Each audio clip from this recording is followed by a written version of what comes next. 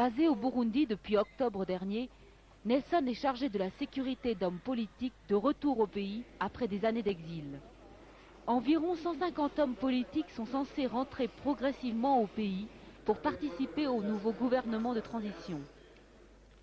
Depuis l'indépendance, le pays a presque toujours été dirigé par des Tutsis.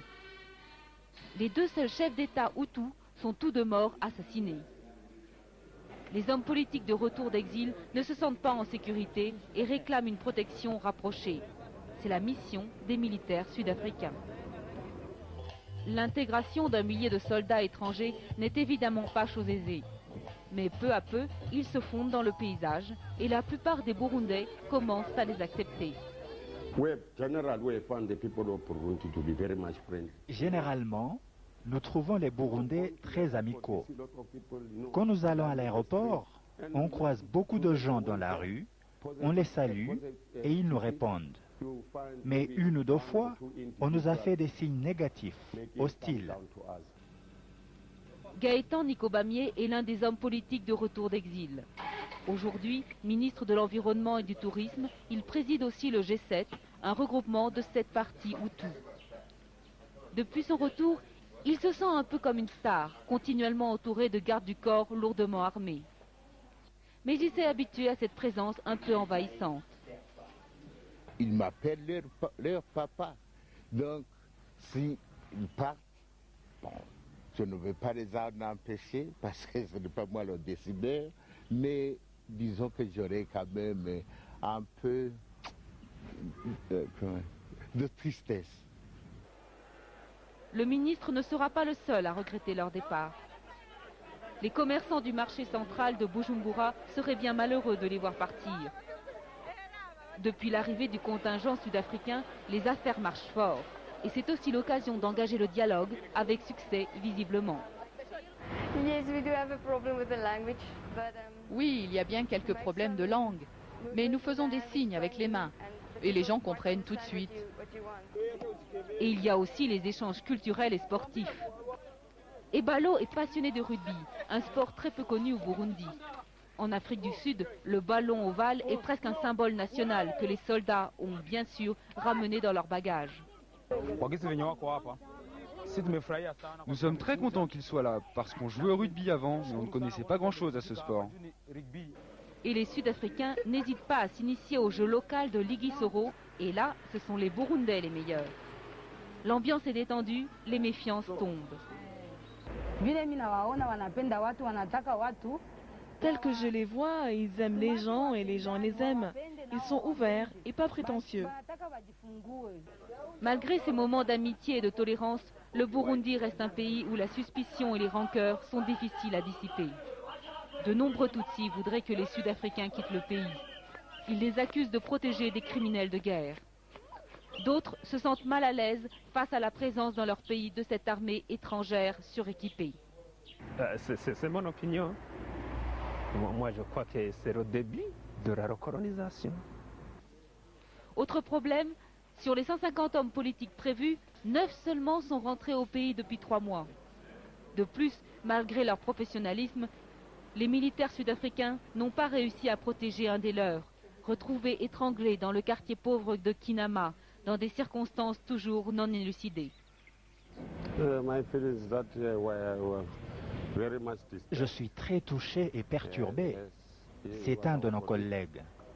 Mais cela ne va pas affecter notre mission ici à Bujumbura et au Burundi. Mais ce meurtre laissera un sentiment désagréable, comme une ombre maléfique, une de plus, qui flotte au-dessus du processus de paix au Burundi. Mais en se rapprochant ainsi chaque jour un peu plus, Burundais et Sud-Africains pourront peut-être dissiper ces malentendus et travailler ensemble pour le retour de la paix. Gitega, au centre du Burundi. Cette vieille maison reçoit des visiteurs de marque venus retrouver les vestiges de leur passé. Il y a 40 ans, cette vieille dame était une personnalité africaine importante. La reine Baramparaye du Burundi. Cette maison était la résidence privée qu'elle partageait avec le roi Mwambutsa IV. Mais ils ont vécu des jours heureux. Autrefois, il y avait plein de bananiers ici. Les gens faisaient de la bière qu'ils vendaient. Nous avions des centaines de vaches. Maintenant, il n'y a plus rien. Baram Paraye avait épousé le roi Mwambutsa en 1946, après 2 années d'apprentissage de l'étiquette royale.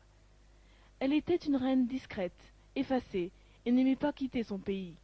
Elle n'a voyagé qu'une seule fois avec son mari pour une tournée officielle en Belgique, mais l'Europe ne lui plaisait pas. Le roi Mwambutsa, lui, était un souverain très mondain. Il adorait les belles voitures, les voyages et les réceptions. En octobre 1965, 3 ans après l'indépendance, le Burundi connaît le premier coup d'État de son histoire. Le roi s'enfuit au Congo, puis en Suisse, où il mourra en 1977. La reine, elle, reste au pays. Son fils unique, le prince Ndizeye, se proclame roi du Burundi. Mais il ne régnera que quelques mois et il est renversé par un coup d'État militaire en novembre 1966. La monarchie abolie, la famille royale se sépare. Mwambutsa ne rentre pas d'exil et la reine Baram Paraye reste au Burundi. Son fils, au règne éphémère, disparaît mystérieusement pendant les terribles violences de 1972, alors qu'il est en résidence surveillée.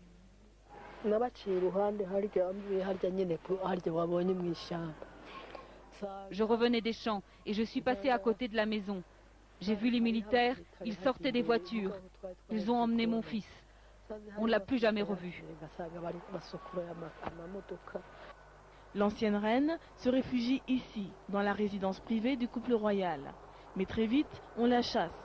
Baram Paraye vit seule, dans une pauvreté extrême.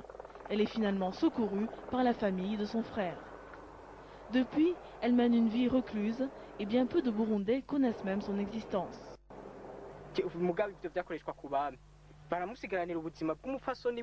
Les gens de la jeune génération ne savent même pas que la reine est encore vivante.